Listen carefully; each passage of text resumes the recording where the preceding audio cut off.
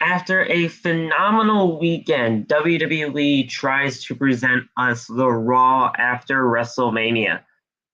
Cody Rhodes, that's right, the American Nightmare. Cody Rhodes has his first live mic on WWE TV in over 6 years. And man, did he cut one of the most passionate promos I have ever heard. And, yeah, of course, as always in Cody Rhodes fashion, the crowd did not make a peep. Didn't even say a word. You could hear a pin drop in that arena, and man, oh man, was it absolutely wonderful. Also, Roman Reigns is now the new, undisputed WWE Universal Champion. And with the rumors going around that he was injured after a shoot Kimura lock from the former WWE Champion, Brock Lesnar, we were all wondering if it was legit, if his injury was legit. He looked fine tonight. He looked fine to me tonight.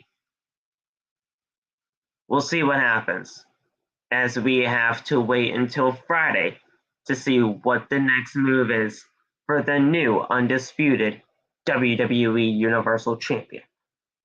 Other than Cody and Roman, how was the Raw after WrestleMania? A complete shit show. What else is new? This is the only place you need to be, right here on Outside the Brand. We'll talk to you guys in just a little bit.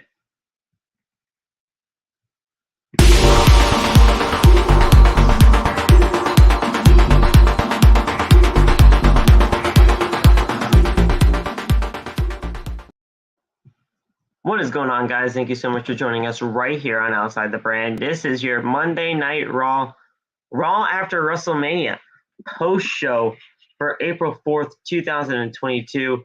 I am your host, Phil, and of course, this is Outside the Brand. I am joined by my good friend here with me today.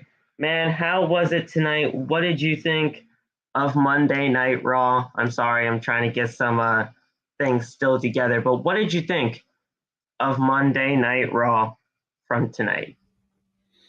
Yo, I freaking loved Raw all the way up to the end.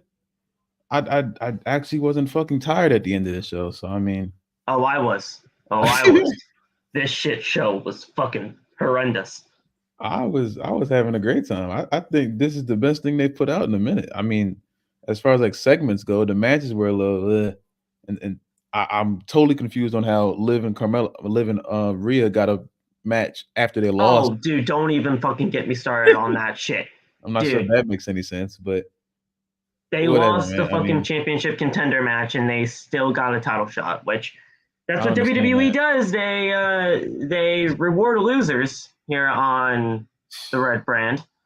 But I don't know about that. I got a but good laugh out of this. This show made me laugh, and I feel like I've been waiting for this show to give me some sort of positive something for a long time now. So I think that's why I freaking like it so much. But yeah. that's right. Um Now we all know the Raw after WrestleMania is usually supposed to be the biggest show of the year, right? Or at least the biggest Raw of the year.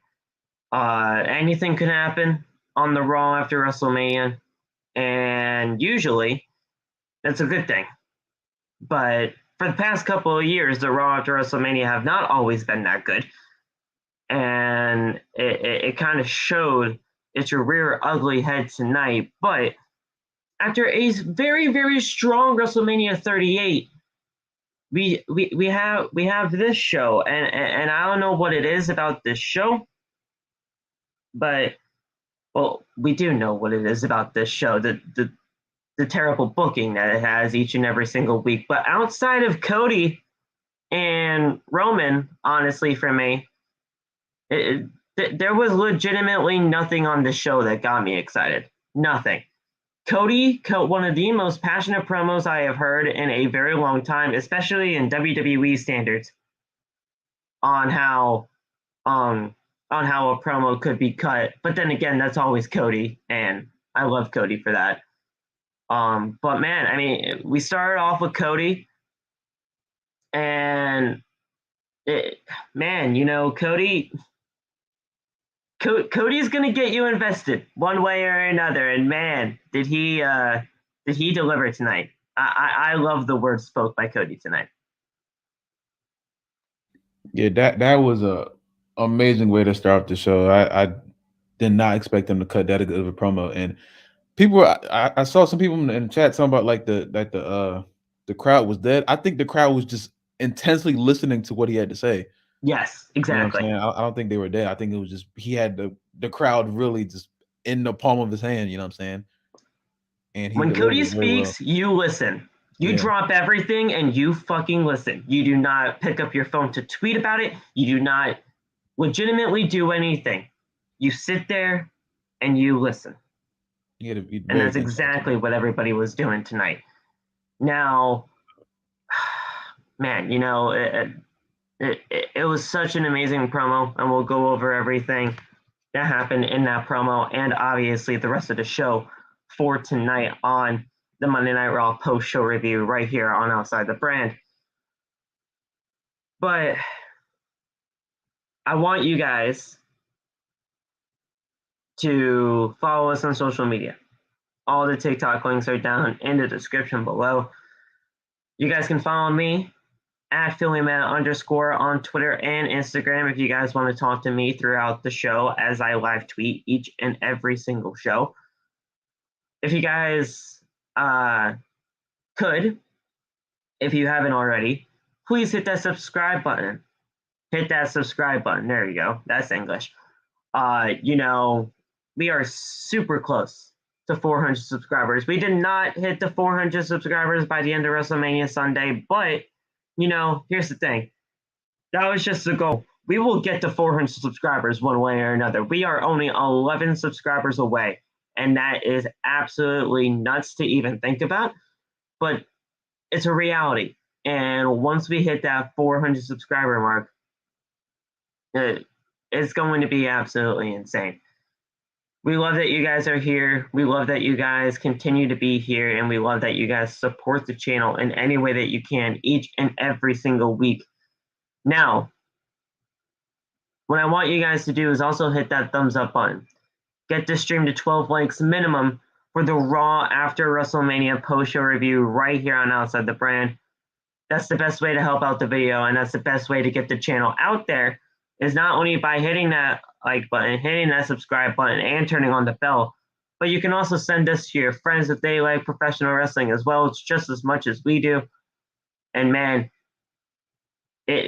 Cody Rhodes was a complete reset for WWE, and now here we are, the new year of WWE.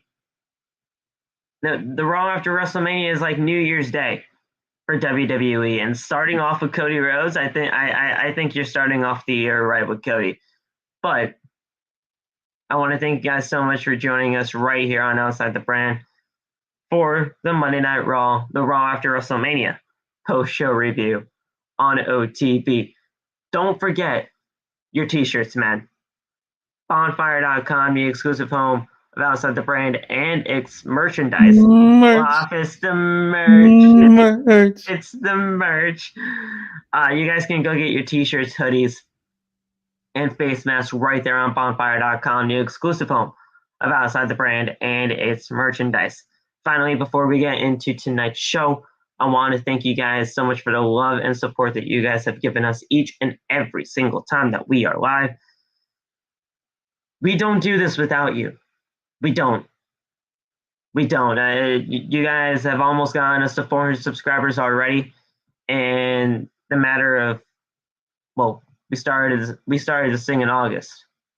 We started to sing last August, and we're already almost at 400 subscribers. We do not do this without you, and we love that you guys are here each and every single time. So thank you guys so much. If you guys want to tune in to tomorrow's live stream, we are doing a full review of WrestleMania. Sounds good to me. Night 1 and Night 2, full review.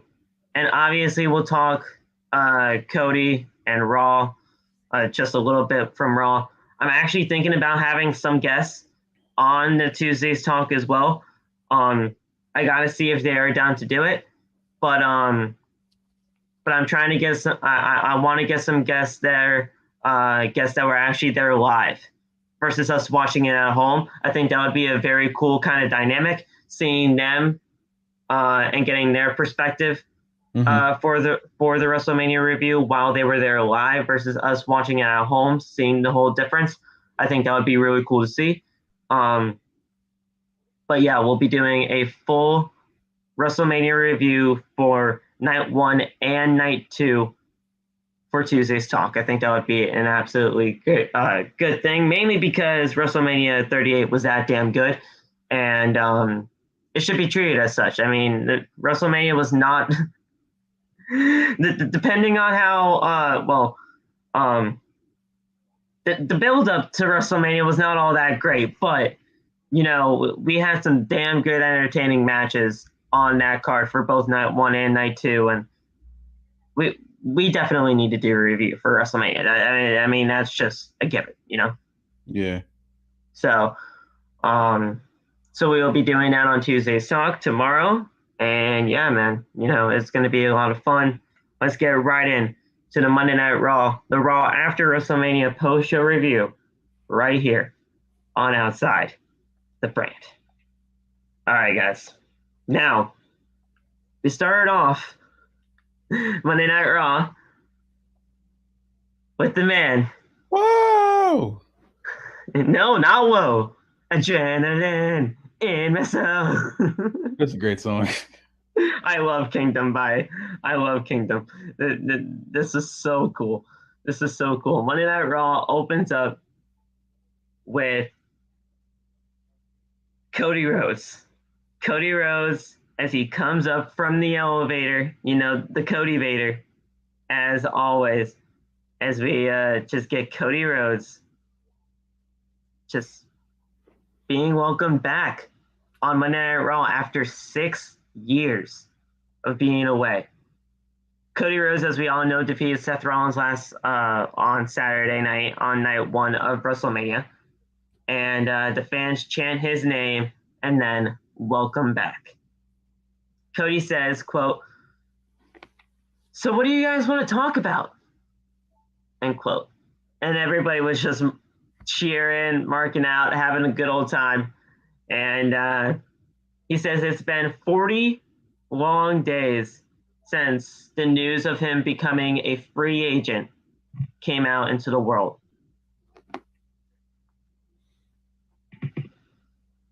He says that he's heard a lot of rumors and news headlines that were just pure nonsense.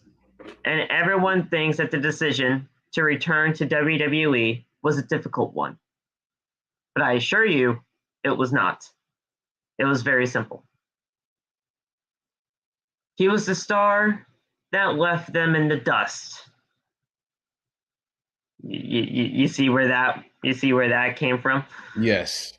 And actually, if you guys look on WWE's official page for him now, like on his actual superstar profile on WWE.com, there's nothing mentioned of Stardust whatsoever. Nothing. He was never there. Like it never even existed. But that's also because of Cody Rhodes, and he kind of, wanted that to be the case. He said, "Listen, if I'm going to do this, I'm going to do this right. Please take Stardust away from me. Anything that was relegated to me as Stardust, take it away. Just make it non-existent." And that's and Vince, Bruce, and Johnny said, "You know what?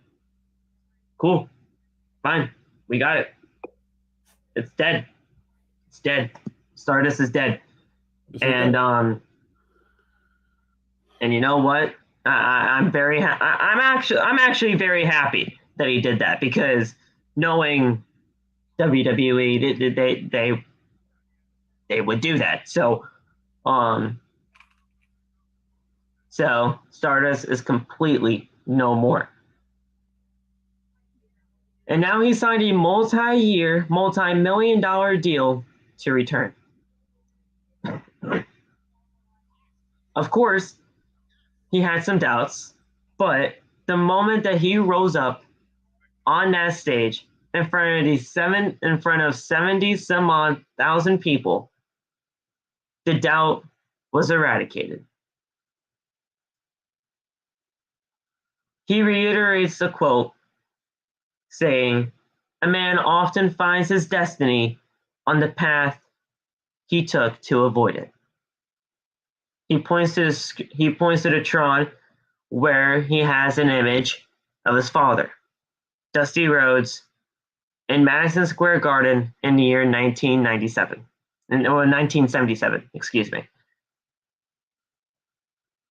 Cody says it's simple to say that that's his father, but he was the son of a plumber,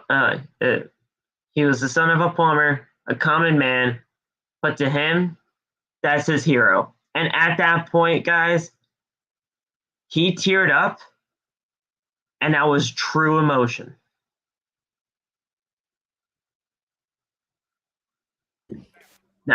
He looked like that's the thing that like really got me. Like I didn't expect him to actually like break down the way he did, talking about his dad and shit. And he breaks down when he talks about his dad. I freaking love that. That's I feel like a lot of promos in WWE don't really have that emotion anymore. You know what I'm saying? So I'm very happy that he had that, and it added that sort of like realism to it. You know? He breaks down when he talks about his dad, and that was in AEW too. If anybody's ever really talked, if he ever talked about his father in AEW when he was there, yeah, Cody gets choked up each and every time, which is, I mean, he should. It's his father, and he passed away way too soon. But yeah, I mean, Cody. That just shows how much respect that he has for his father. He continues this photo to talk about this photo, showing him that he was going to hold that very same belt that Hulk Hogan, The Undertaker, Shawn Michaels, and Triple H all got their hands on eventually. He put a little emphasis on Triple H. I don't know if you heard that, or pretty much kind of insinuated that, but he did. And yeah, we all know why, technically, because of everything that kind of happened. A little jab in there. Do a little jab in there. It's cool. Yeah, but listen. At the end of the day, he wants it. He really wants a match with Hunter, but it just won't happen. It can't happen now, Cody, and I know you want it. I know he wants it, but it just can't happen now. Well, obviously now because Triple H officially retired from in-ring competition, but do you think he's going to try to get him out of it? No. I don't think so. I hope not. I hope not. He's going that direction. It's just him. It's just him putting that emphasis on Triple H. It kind of just like, whoa, okay. He still wants it, but I don't know. It kind of just felt a little weird to me. But I mean, it's Cody. There's always going to be some kind of emphasis. Yeah. So that photo was on the mantle of his parents' bedroom until his father's last day. And he remembers he once asked his father, and he said that he asked this in a very poor way. Quote, I didn't know you were a champion like Hulk Hogan, end quote. Dusty looked at him and said, he won the match, but by count out. So that means he could not take the title from him because of Champion's Advantage. That's when Cody learned about Champion's Advantage, when he got hipped into the company or into the business. Cody knew that moment that he needed. Cody knew at that moment that he needed to win that very championship belt. He wanted to win it more than anything so that he could put it in Dusty's hands and tell him that nobody can take this away from us now. Unfortunately, that opportunity passed, died right in front of him. Or did it? He cannot physically put the title in the hands of the American Dream, but he can certainly put it around the waist of the American Nightmare. He stands before us ready. He's going to do it. He is going to do it for the distinction of his family. He's going to do it for us, for him, and his family. They have long deserved for all of this, for this is the American Dream. Then Seth Rollins comes out. There's my man. Yeah. Seth Rollins comes out. Fans sing along to his music. And Cody sends a hand. Seth shakes it.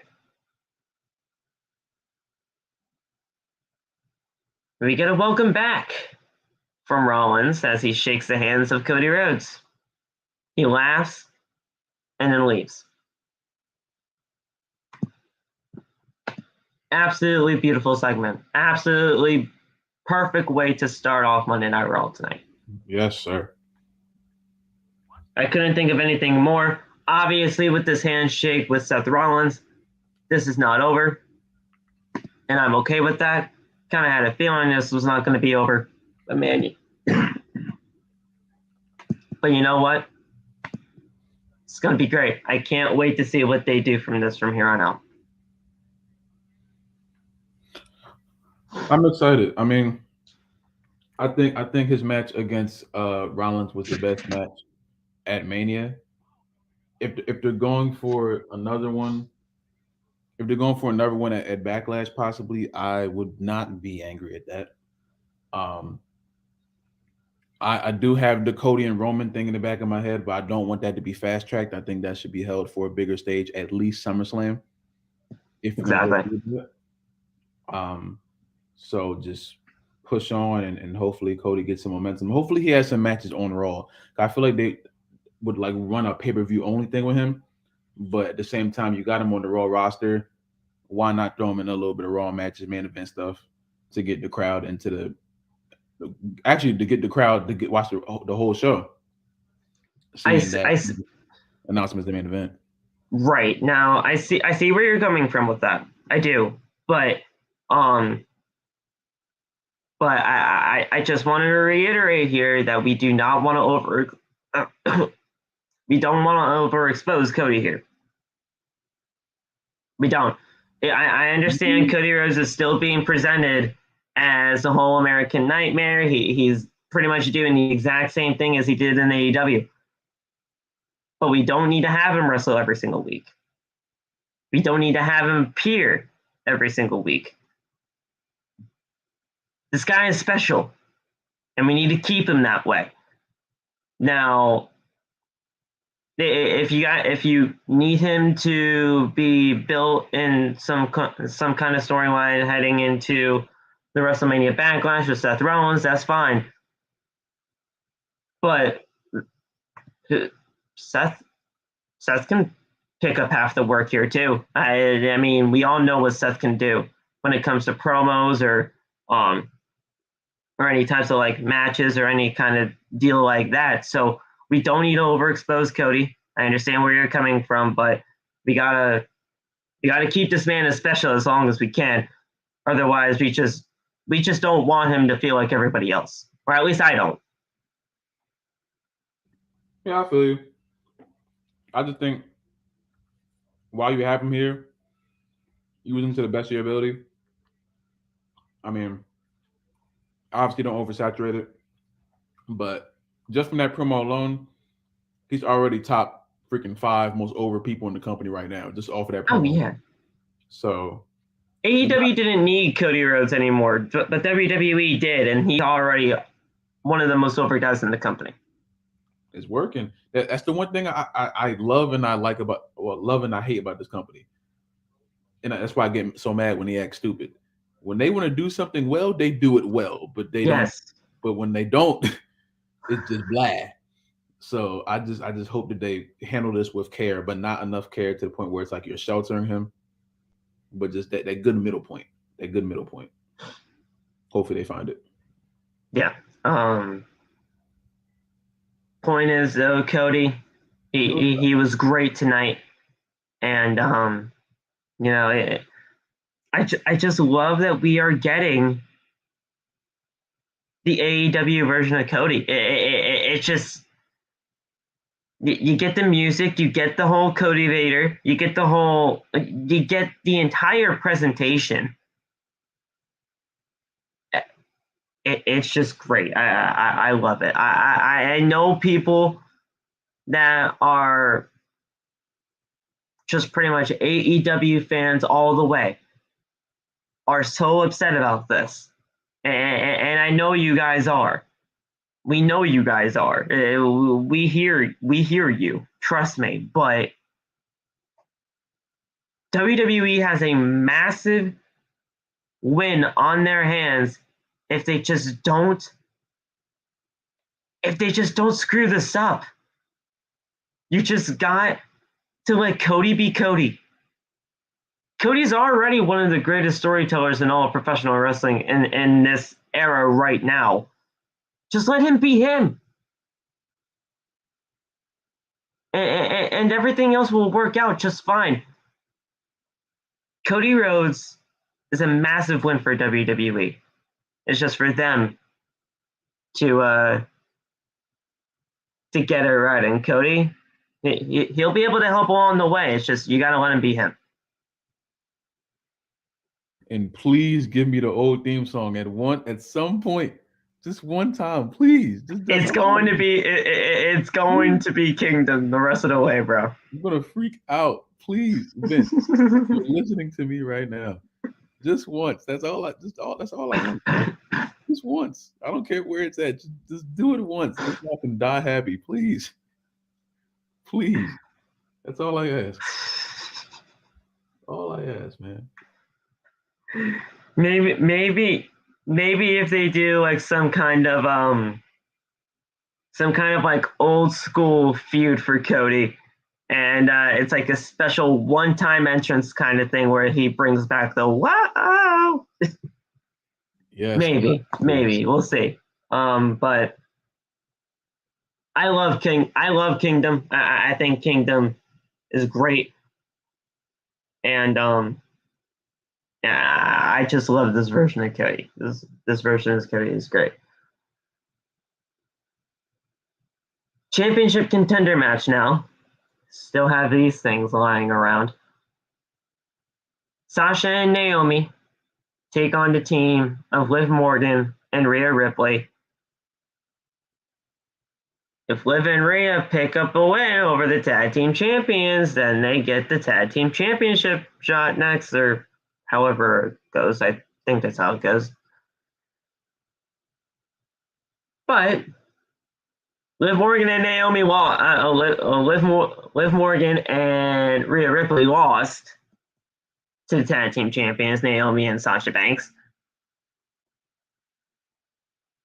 Decent match. It was all right. But, I mean, it's a championship contender match. Usually, championship contender match means 99% of the time champions lose. Thank God this didn't happen that time. But, I mean, we learn later on in the night anyway that they get a title shot anyway, so. Match is completely irrelevant then at that point. I'm scared about what Carmella and Liv got going on because I like the team, but I just don't want them to plateau. And I feel like they're about to plateau. And I'm scared. Who, Liv and Rhea? Yes, I'm scared. There's only 4 tag teams on the roster, damn near, so I'm scared they're gonna plateau now. Well, I feel like Liv and Rhea are pretty much about done at this point now. I think what's going to happen, and we'll talk about this group later on in the night, Loft, because you pretty much gave me inspiration on how this stable should be going. Thanks to your video, you're fucking phenomenal on that, by the way. Rhea Ripley is going to turn on Liv Morgan. Eventually, I feel next week when they lose the tag team title opportunity, Rhea is going to turn on Liv, and then we can have Rhea join the other side. Please. Well, here's the thing. That's what we call them. That's not technically their real name, but that's what we call them. Rhea Ripley needs to join Edge's group. Needs to. Please. And Tommaso Ciampa as well. Yes, then just leave it for now. Just leave it. And then that's it. Yeah, that's it. You can have Edge be the singles guy, or just not wrestle at all. Have him be like their master. No, let Edge just sit there and watch Damian, AJ, and Rhea you wrestle.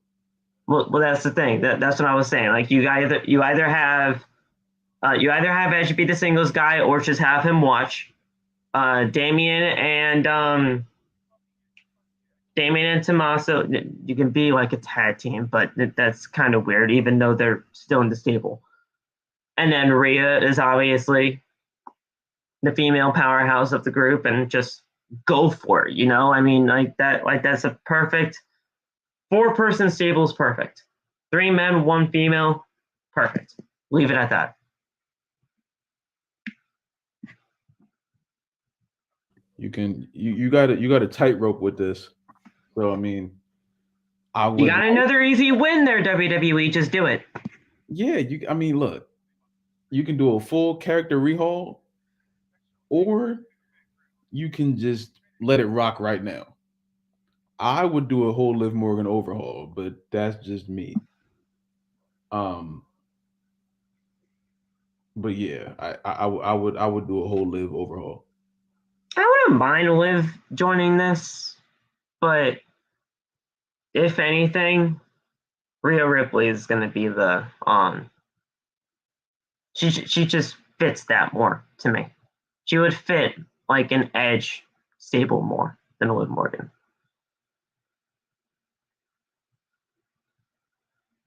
But that might just be me.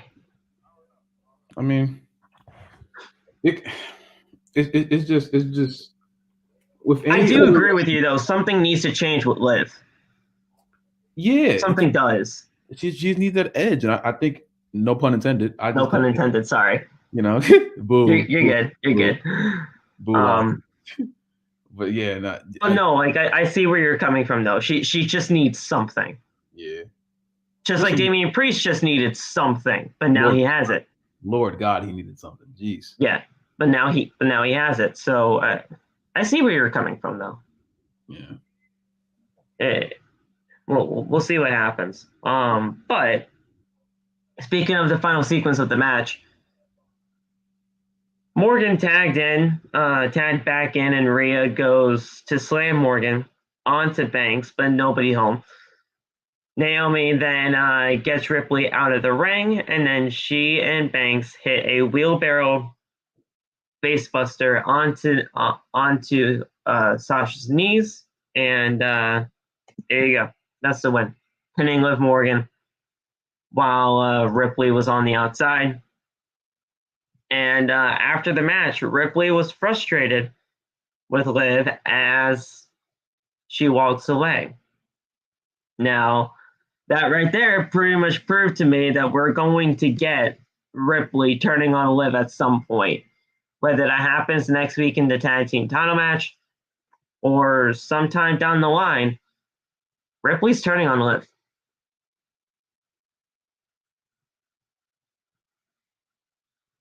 They got Liv taking all these bumps in all these matches. I don't like it. She's always the one taking the pin in most of the fucking spots. I know what they're trying to build here. I just hope that they're doing it correctly so this doesn't just fall flat. Because they really have another good thing. They have two really good things at the beginning of the show that they can really hold. Like, you can push it farther on for the rest of the year. So I mean, you can do this a very easy way. You just gotta think about it. You know what I'm saying? I don't trust them Right. as far as I can throw them, but I'm gonna just try my best to hope. Yeah. After commercial break, we had Kevin Owens in the ring. And he says, quote, "I may have made a mistake," end quote. He says that he brought Stone Cold out there onto his show and he tricked him into a match on Saturday night. And he may have underestimated the Texas Rattlesnake because he's still very good. He had to be in order to beat the greatest superstar of all time, which is what he is. And the fact of the matter is, he went into the match on Saturday night with a back injury. Sure he did. Owens says that he says we might not have seen it on his face, but because he's incredibly tough and didn't show it, but he hurt his back in the gym lifting massive amounts of weight. So considering he was injured, his loss to Stone Cold should be stricken from the record books. As far as he is concerned, he never lost. Suddenly, and this is where the burial begins, Loth Elias. Oh yeah. Listen, y'all. It is not. I know it looks like Elias, but it's not. It's Ezekiel. You understand? They're brothers. Who? Ezekiel Jackson? That's Ezekiel what I thought it Jackson was. made his return? Bro, I saw Ezekiel pop up and I was like, holy shit, my man's back. I was about to lose it. And then the other Ezekiel, I was like, oh, okay. That's cool. That's cool too. I thought my man Zeke was back. Holy shit. They got me. But I mean, look, it's not Elias. I know it looks like him, but it's not. They're just brothers. They're twins, man.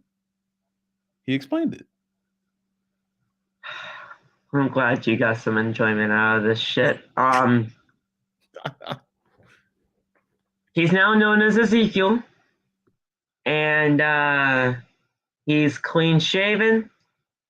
He's wearing like legit, like, the generic Jane wrestling attire.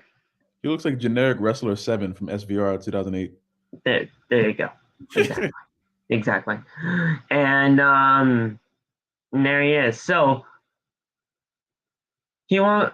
So Owens stares at him and says, "Elias, is that you? Where have you been? What are you doing here? You know what? You have a lot of nerve interrupting me." Ezekiel then says, "He's not Elias." The fans chant, "Yes, you are. Yes, you are. Yes, you are." He's Elias's younger brother, Ezekiel. Fucking love this shit. Owen says, "All right, this is just BS at this point. I recognize your eyes. Like you're Elias. Like Elias, come on now." Ezekiel is sticking to his story, saying that he's just Elias's younger brother. Owen says that he got beer in his eyes and his ears because I could have sworn you just said Ezekiel. And you know what, Elias? I do not like liars. Ezekiel then says, "Well, Owens, you must hate yourself because that's exactly what you are." You got stunned last night by Stone Cold Steve Austin. Owens says that he never liked Ezekiel, but he likes him a lot less now.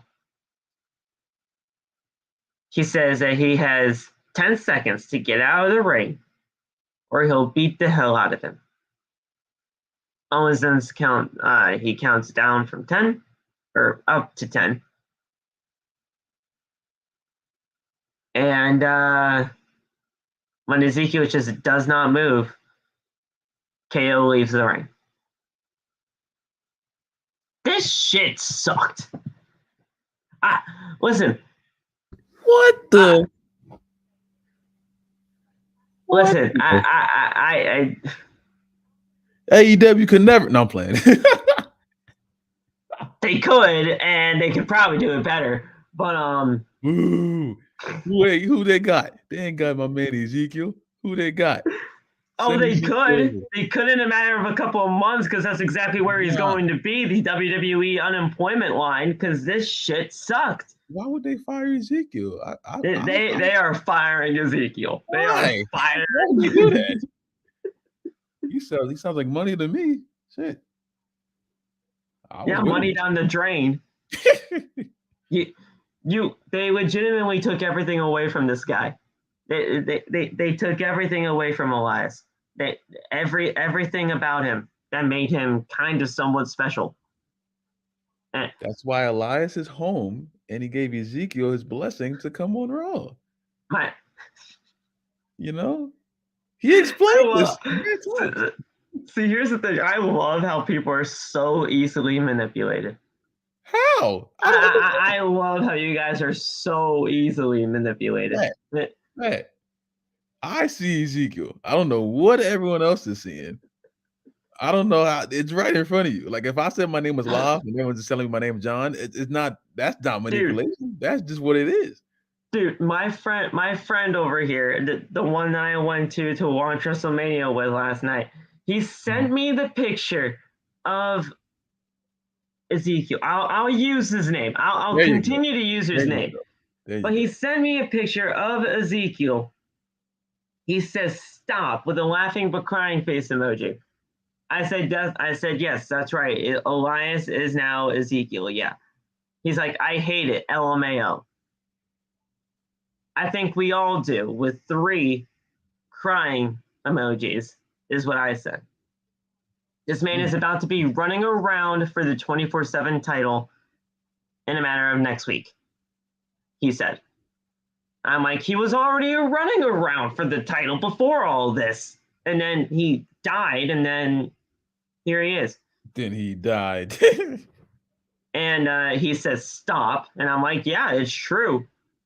He asked how Raw was so far, and then I pretty much said, outside of Cody, it's been pretty boring. But we do have a new NXT champion, which I believe we actually have to talk about now. No, not now. Not yet. Random. Well, the NXT Championship, that's later on, I believe, after this squash match by The Miz, which we don't even honestly have to talk about. Dominik Mysterio, just go to NXT, please. WWE just does not care about the Mysterios, period. That's it. At all. Come on now. Even you have to agree with me on that. Like they don't care about the Mysterios. They care about Ray. They do not care about Dominik. I think they care about Ray. Do they really care about Ray right now with him still being in this feud with The Miz? I mean, he has a match against Veer next week. So, I mean, I assume it's done. I think. Assuming he has a match against Veer next week because of the whole that thing. I don't know. I don't know. I mean, this shit was less than a minute. It had to have been, right? Yes and no, I guess. I mean,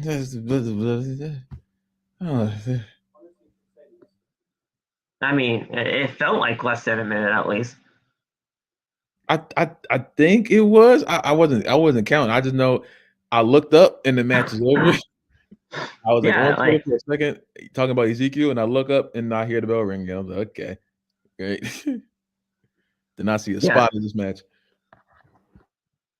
I mean, Dominik sent Miz into the middle rope for a 619, but Miz countered it. Hit a slingshot on the rope, then hit a skull cushion finale for the win. Easy. Like, the Miz got a squash match on Monday Night Raw, and it was against Dominik Mysterio. Booyaka Booyaka 619. Booyaka Booyaka. Ryan Dominik Mysterio. Pain. So much pain.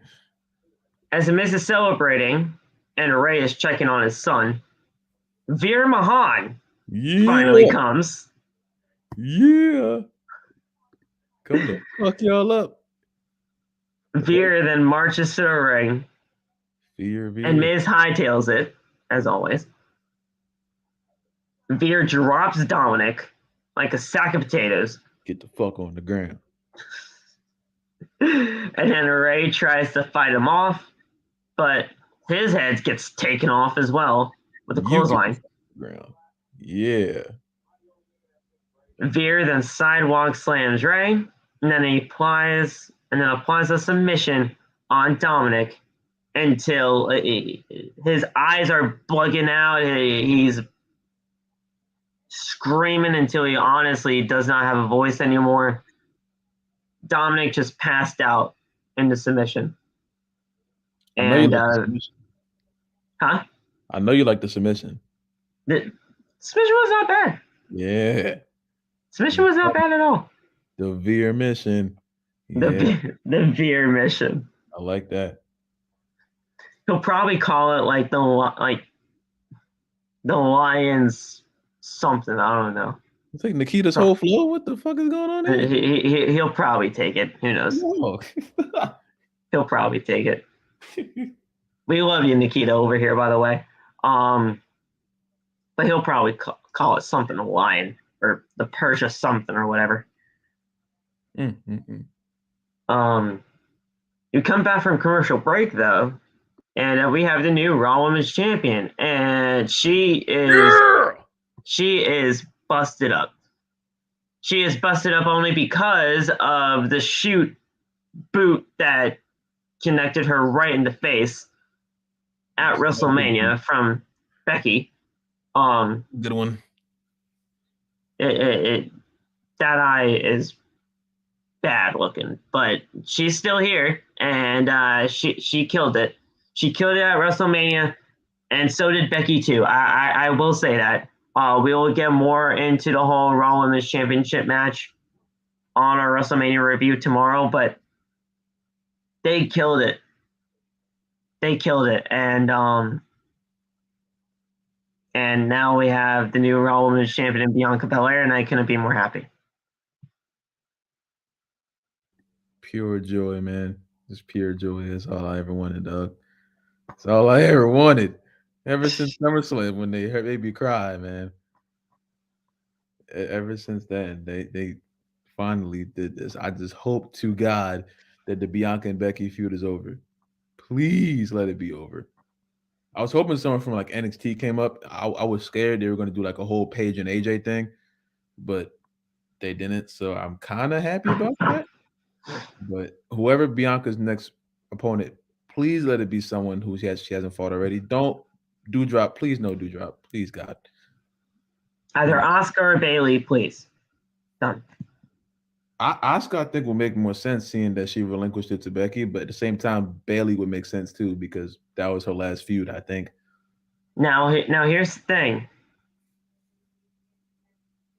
Who are the 4 horsewomen in WWE? Sasha, Becky, Bayley, Charlotte. Good boy. Now, who has Bianca beat at WrestleMania? All but Charlotte. At WrestleMania? Yeah, I think. Wait. Oh, she didn't fight Bayley yet. She didn't fight Bayley at WrestleMania yet. Oh, is it Bayley the last one or Charlotte the last one? It's Bayley and Charlotte. Oh, shit, it is. What the fuck? Oh, I feel like Bianca's going to be the one to beat all 4 horsewomen at WrestleMania. I would love that. That would be great. I hope she gets like 2 of them out the way. I don't want to.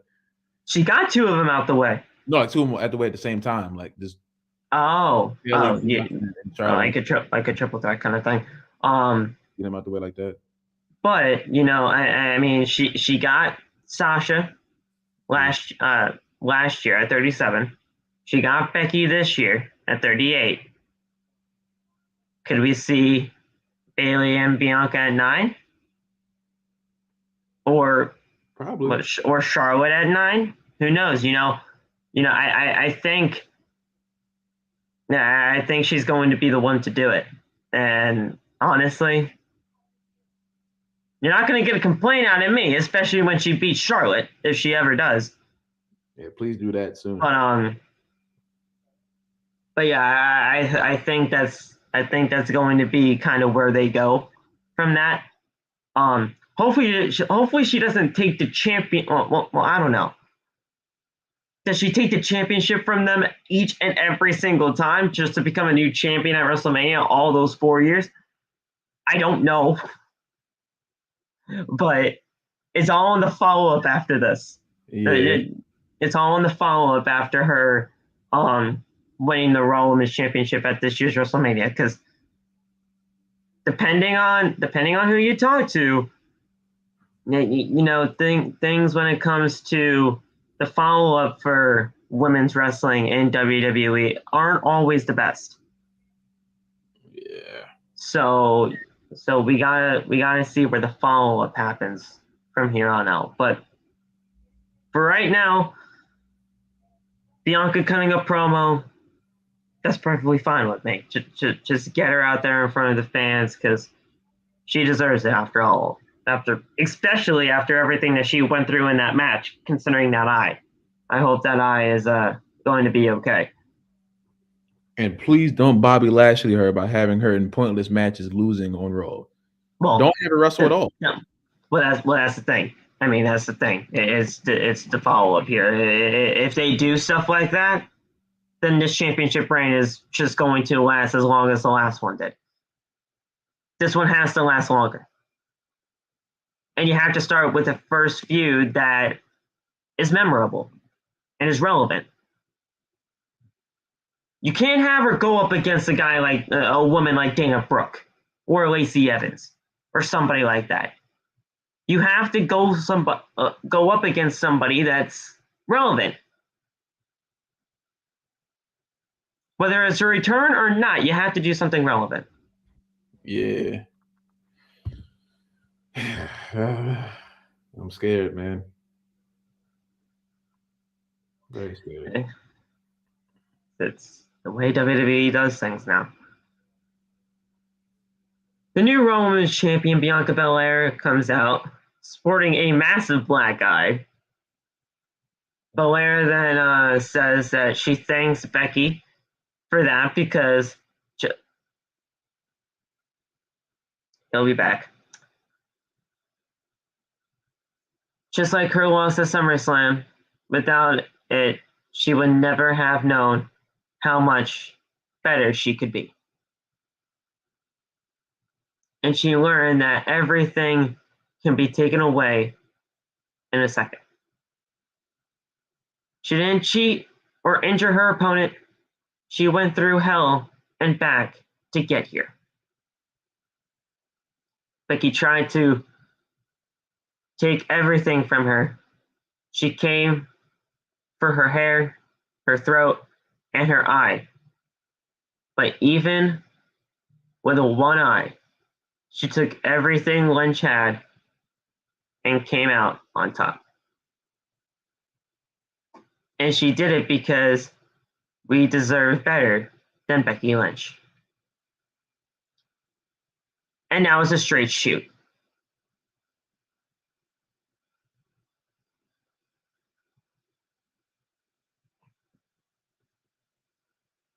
What's up, man? I know, we were doing so well. Got it. Okay. Okay. Same thing. Now, like I was saying this earlier during her promo, even with one eye, she took everything Lynch had, and she came out on top. And she did it because we deserve better than Becky Lynch. And that was a straight shoot. She is. That was a straight shoot. We deserve better than Becky Lynch, and we got it. That's what I've been trying to tell people this whole time. Whole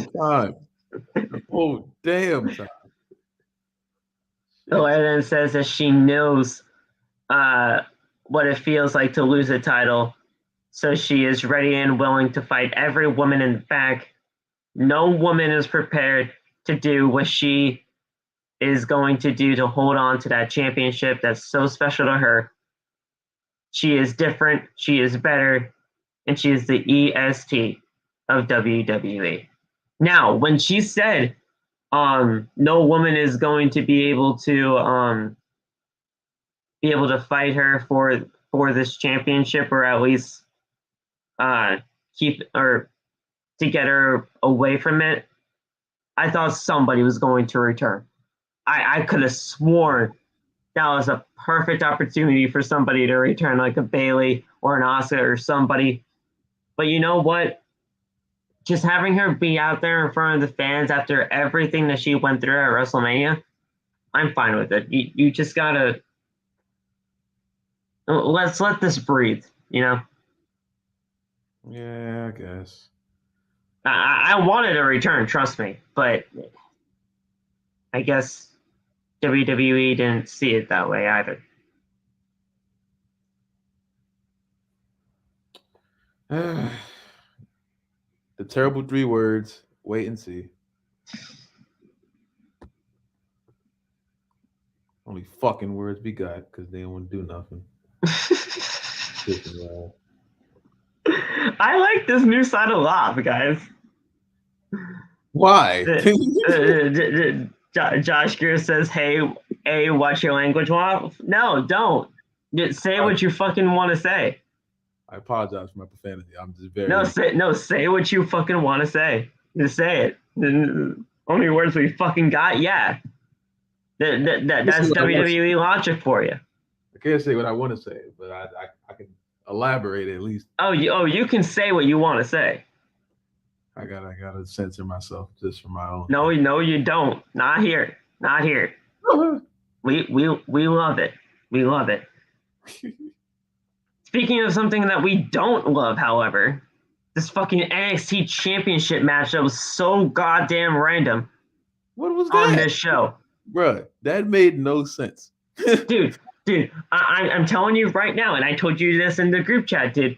They only had Bron Breakker win the NXT Championship tonight on Raw, on the Raw after WrestleMania, because they felt that NXT Stand and Deliver was not the right stage to do it on because of how bad NXT has been over the course of the past few months since it became 2.0.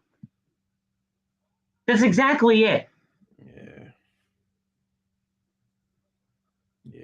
Now, what difference would it have fucking make if you won it on Saturday versus tonight? It would have been better. That match Stand Deliver was amazing. Wow, I freaking loved it. To be completely honest, I haven't even seen Stand and Deliver yet, so I'm probably going to be watching it after this show. But regardless. That shit was great. Okay. Well, then I'll definitely check it out. But regardless, at the end of the day, it would not have meant a fucking thing. They thought Raw was... It wouldn't have changed anything, I mean. Oh, no. Hell no. It wouldn't have meant a single difference if he won it on Saturday versus tonight. It doesn't mean anything. And honestly, him winning the championship tonight meant nothing. It meant nothing. Very anticlimactic. The crowd didn't even care. The crowd was completely silent because guess what, guys? NXT is dead. I'm not going that far.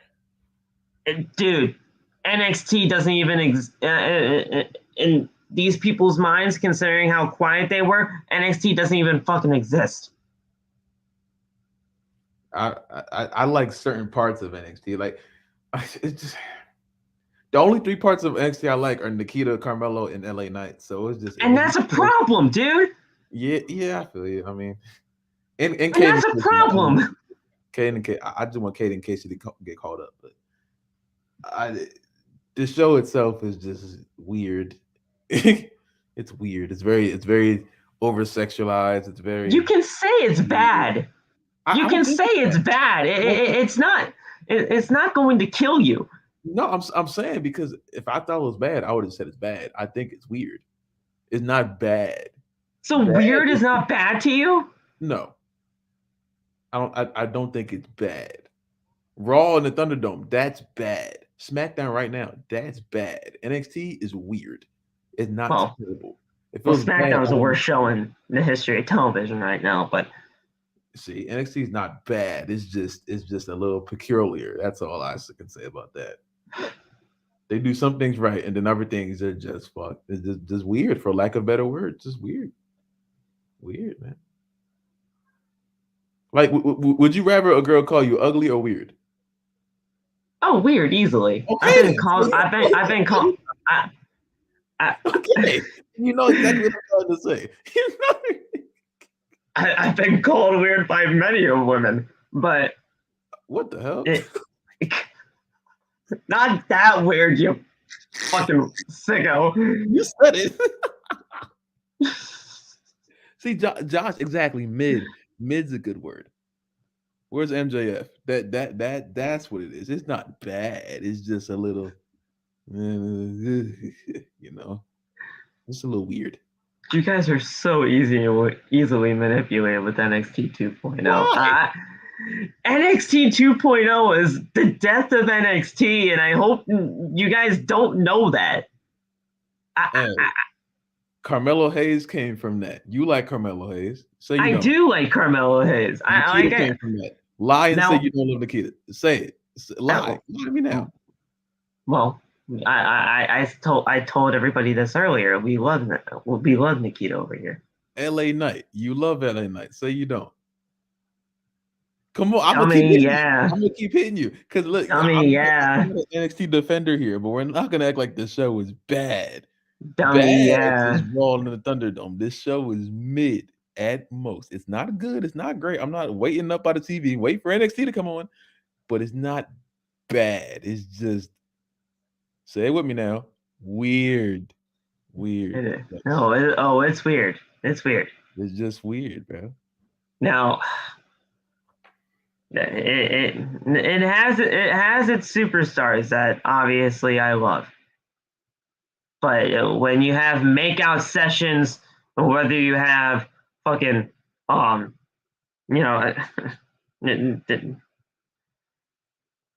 there's some other shit too. But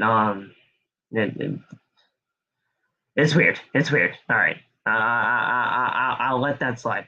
I'll let that slide. But to be completely honest, though, this fucking championship match meant nothing, and you know. It would have just been better if Bron Breakker just got called up to the main roster at that point instead of just giving him the title back, because you could have had Ziggler put over somebody else in NXT 2.0. Is Bron Breakker ready for the main roster? I really don't think so yet, but it would have been better off to me. I think Santos Escobar should have it, but I mean, well, that's what I'm saying. The Ziggler could have retained here, and he could have put somebody else over. Yeah, possibly Melo too, depending on what they're doing with him. I guess we'll know tomorrow, but I mean, because I mean, he did lose the title, right, to Cameron Grimes. Yes, he did. Yeah, he did. Amazing ladder match. You got to watch. Fucking amazing ladder match. Okay. I did watch the Cameron Grimes promo from I believe it was the week before Stand and Deliver that he did that promo, and as soon as I heard that promo, I was like, yeah, he's winning the title. So yeah. So I knew that was happening, but yeah, I mean, either way, I think Bron. I don't know if Bron. Do you think Bron's ready for the main roster yet? I don't know yet. I think, which is kind of why I think they put the title back on him, because I don't think they think that he's ready yet either. I think Vince wants him really bad, and I think he should go on SmackDown. I don't know if he's ready or not. I can't determine that at the moment, but I just know that Vince wants him really, really bad, and he should go on SmackDown because Raw is going to become oversaturated, and SmackDown has nobody over there. So if you're going to do something, send him over to SmackDown, please.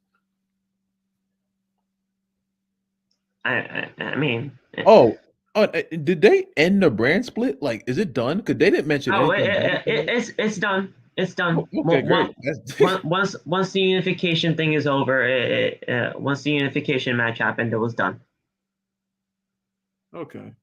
Because so everyone was there, and they weren't like, oh, worlds collide. They were just, oh, Usos are here. Like, okay. Yeah. So if the brand split is over, let's have that match between the arcade. I was gonna say the arcade, the rated arcade, bro. Yeah. The rated arcade, bro. Imagine Riddle, Randy, Edge. Boom. That's the rated RKO. The rated arcade, bro. I mean, regardless, Usos, Arcade Bro, unify the titles. Thank you. But no, they won't do that. They won't.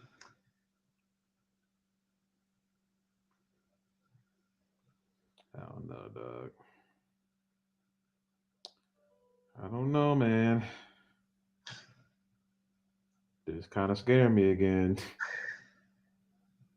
But yeah, the brand split's over, dude. That's pretty much that whole spiel. But yeah, we have a new NXT champion in Bron Breakker. Who knows? That's cool, I guess. I mean, why not, right? Yeah. We're back live, and MVP is in the ring. This was just, I don't know what this was, but, we had Owens, so there you go. He says, actions speak louder than words. And this is MVP talking, not Omos. And it's his honor to introduce the man whose actions spoke volumes at WrestleMania. A man who crushed the colossal Omos all on his own. The almighty Bobby Lashley. Bob. Lashley then says that he couldn't help himself when Omos challenged him to a match at WrestleMania. He wanted to feel the power, but when he knocked him on his ass, he knew that it could be done. So at WrestleMania, Omos beat the hell out of him. The most powerful man he's ever been in the ring with. But he got the better of him, and he got him down and defeated him 1, 2, 3. Omos music's hit, and he walked to the ring.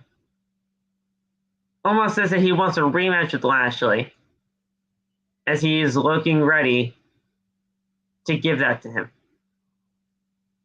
When MVP was looking at Omos, and he's saying, well, listen, look at this. Omos wants a challenge to Bobby Lashley again. MVP attacks Bobby Lashley. Yes. I was like, let's go. Let's do this. Freaking awesome. Omos clubs Lashley, and then MVP gets on top of him and batters him. MVP yells at Lashley, quote, "You don't need me, right?" End quote. MVP slaps Lashley across the face and then tells Omos to crush him. Omos then sends Lashley into the corner and splashes him 3 times. Then he hits a choke bomb and leaves the Almighty laying there in the center of the ring. Omos is now being presented by MVP. And honestly, dude, I'm all for it. Yes. This is Raw. I'm all for it mainly because, listen, we all know Omos does not speak the best English, but the whole mouthpiece thing is not just for what this is. Yeah. This is not just for him getting a mouthpiece. MVP can Omos can learn a lot from MVP. That's what I mean. Yeah. But sorry, go ahead. Did you have something to say or no? I mean, I just want I just want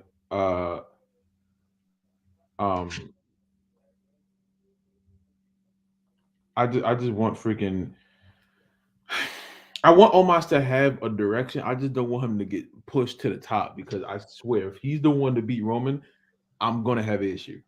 A really, really big issue. So yeah, we joke about Omos a lot here, but Omos should not be the one to beat Roman. Hell no. Hell no, man. That should be Cody. My bad. And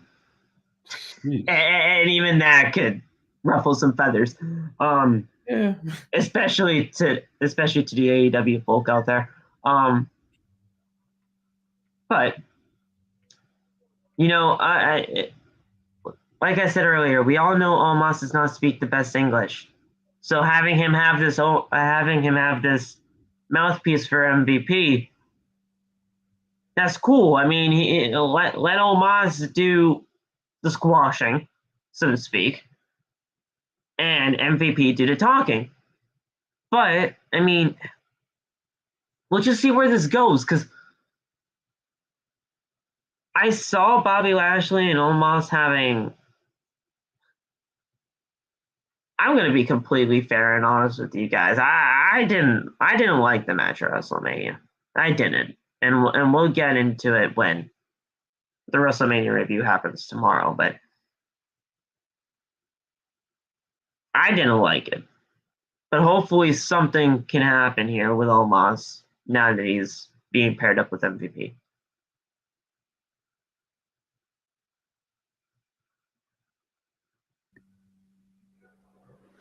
I mean, I don't think the feud should go farther than this. I assume they're gonna have a rematch, probably like Backlash or something.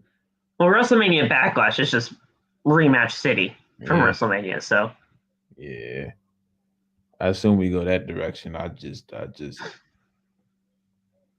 just worried about Bob's direction because if Omos wins at that point, you can really just separate them. And I was trying to tell people in chat, Bobby does not need MVP anymore.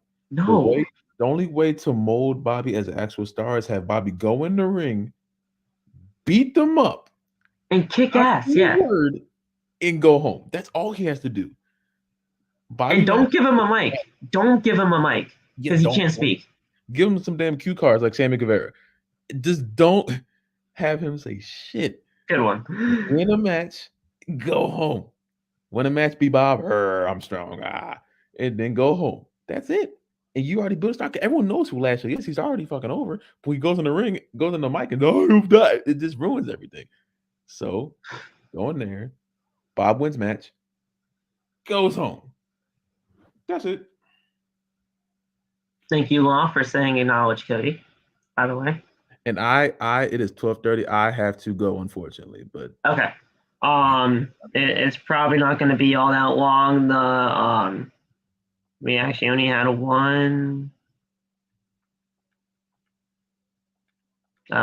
two more matches, but quick, just before you go, yes, talk about that whole Edge and Damian Priest shit because that was fantastic. Okay, look, I'm so freaking excited. Hold on, wait, yo, I'm so freaking excited about this, dog.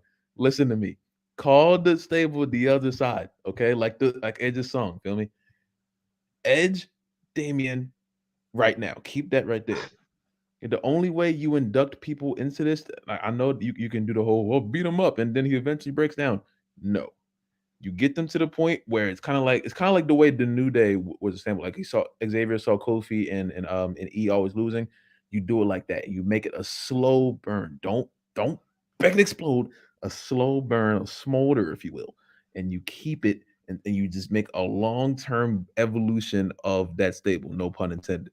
You just keep that just rolling slowly. Don't push it too much. Just let it roll. Bring Ciampa in first. I'm only saying Ciampa because I feel like Ciampa, if he doesn't have any direction on Raw, they're going to make him a jobber. Please no.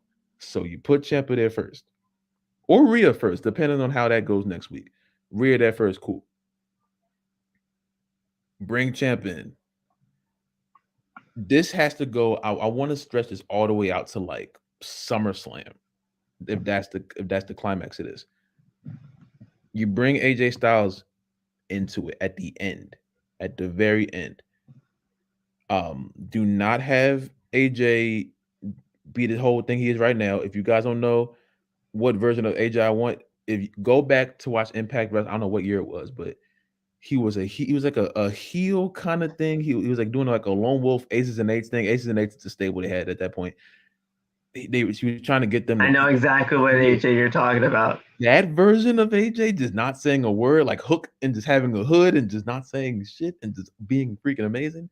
You put that in there, you have yourself a really good stable. And the thing that makes it the best is Edge doesn't wrestle at all. He just says, go. You go here, you go here, you go here. And the best way to, if you ever, I don't think you should disband it, but if you want to disband it, you take out Edge, and then Damian Priest is the leader now. So then you built another star in Damian Priest. You gave him a whole nother direction. If Edge doesn't want to re-sign another contract, you just built a whole stable, and then you built someone else in to fill the place that Edge had. You can do the whole thing. Oh, I stopped the teacher taught me, then I hit the teacher. Like you can do a whole thing like that, but it has to be hell. Like they just hire me just to do this. I've been waiting for it. We were talking about it like 10 minutes before it happened at WrestleMania. And then they just cut to Damian. I just started screaming because that's what we were just talking about. Please. That's the only thing you have to do. Call the stable the other side and just end it there. And then you have a slow build of adding Ciampa, Rhea, possibly Liv if you want to do a character rehaul. T-Bar, you can throw T-Bar and Mason there. Also need character rechanges and name changes for the love of God. I don't think there should be anyone else. Really, you can have a whole, if we're doing this the right way, you can have a bloodline and the other side clash, but it would have to lead to like not Edge and Roman having a rematch, but maybe like Ciampa and Roman having a match, and then Ciampa taking it. But at the same time, or AJ and Roman again. Yeah.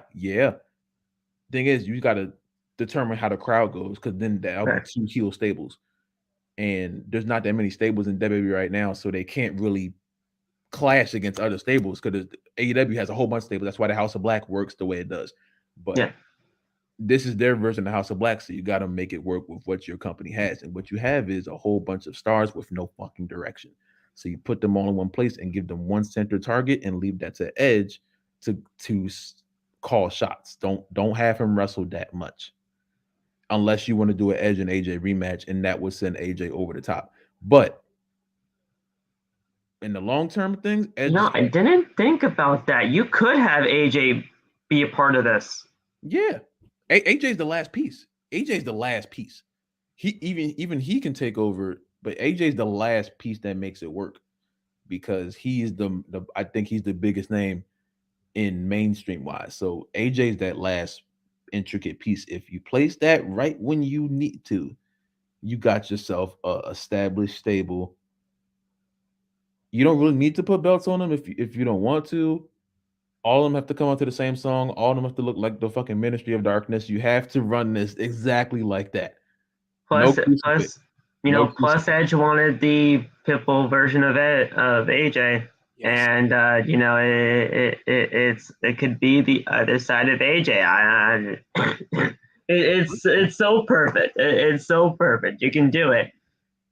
If they mess this up, I'm going to be angry because I just gave them everything for 8 months. I legitimately say each and every single time that Vince and Bruce watch this shit show, listen, Loft just gave you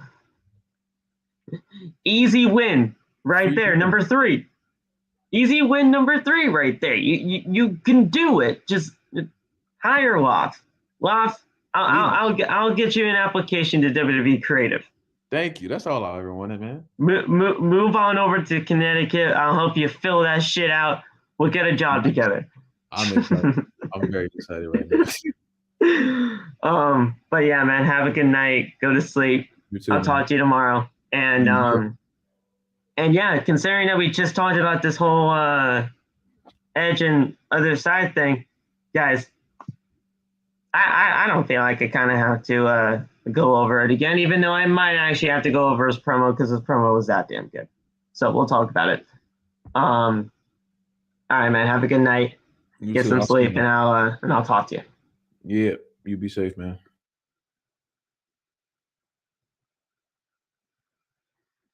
All right, guys. RK Bro and Finn Balor took on the Usos and Austin Theory. Austin Theory pinned the United States champion again.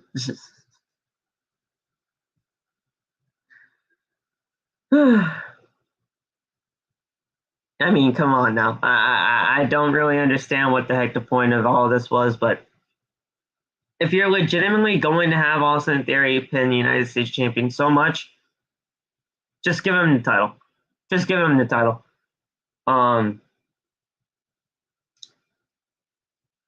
Balor countered the ATL with the 1916 and then covers, but Jimmy breaks it up. Orton then catches Jimmy with an RKO, but then Jay hits a super kick on Riddle. Balor does a sling blade, but then gets hit with an ATL by Austin Theory for the win. So we have Edge in the ring, and he says he's an honest man. He did what he said that he was going to do. He didn't expect Damian Priest to appear last night, but it made sense. For too long, Damian Priest has fought his inner self. Tried to downplay his real personality to appeal to the sheep. Fans chant, "We are sheep," and Edge calls them idiots. And then tells the fans to rise up to the man that respects his message, the man that will be the punishment for the guilty, Damian Priest. He comes out to the ring. Edge asks what he said that made Priest want to take his career into his own hands. Priest says that it goes without saying how much Edge has meant to him. In the weeks leading into WrestleMania, he was lost. The fans chant, "We don't care." Priest says that was time when Priest says that there was a time when that would have bothered him, and Edge says, quote, "Not anymore, losers," end quote. Priest says everything changed when he heard Edge's message. It gave him direction. Priest knows Edge was speaking to AJ Styles, but it felt like he was speaking to him personally. And that's why it was so easy to pledge his loyalty to Edge. Edge says that it was the best decision Priest has ever made. And it's funny because the night that he decided to change is the night that Priest did as well. They passed judgment on Styles, and they will do the same to everybody that stands in their way. AJ gave him the pit bull, but that was the problem. All pit bulls have fight,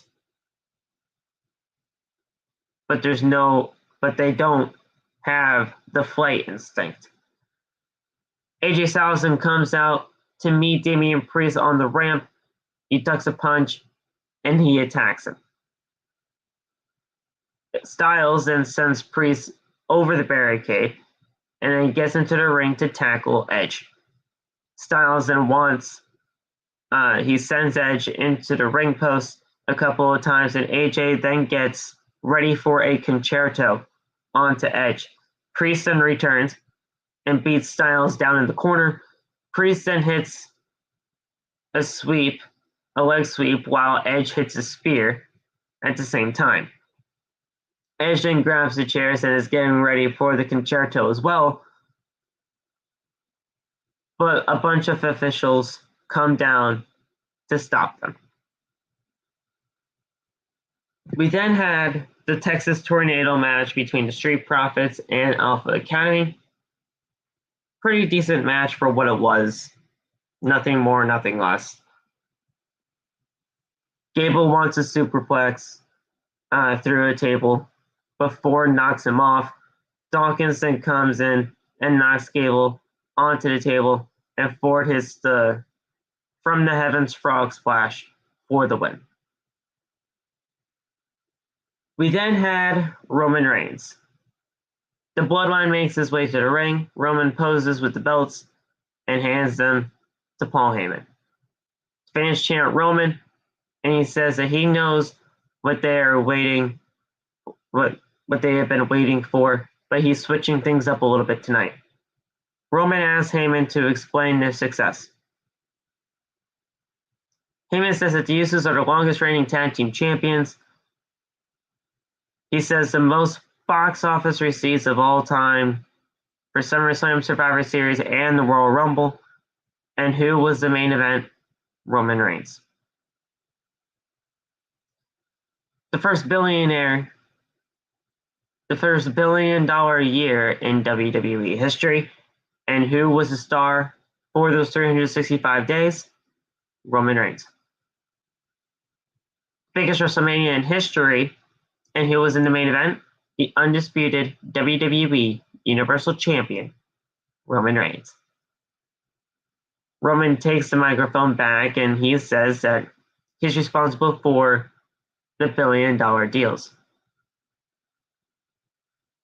He is the last needle mover because he's consistently operating on God mode. And he is a man of his word. He said that he would smash Brock Lesnar, and he did. Roman says that most men would hang their hat on their accomplishments, but that is not like the Tribal Chief. He is always looking forward. So on Friday night, he will tell everybody what the next move is for the undisputed WWE Universal Champion. And until then, he asks Dallas to acknowledge him. And that's the way this year's Raw after WrestleMania goes off the air. And there you go. That's the Raw after WrestleMania, guys. And whether it was Roman or whether it was Cody, it was a great show. But other than that, it was a complete shit show. But thank you guys so much for joining us right here on Outside the Brand. If you guys like what you heard tonight, make sure to hit that thumbs up button. Make sure to hit that subscribe button down below. Turn on the bell for all notifications. Go get the merch at bonfire.com, the exclusive home of Outside the Brand and its merchandise. Don't forget to also, follow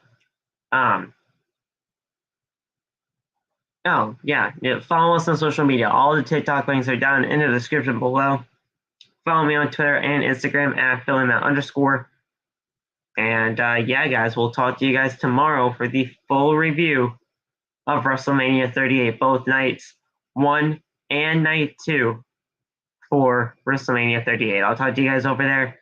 Have a good night, guys. Peace out.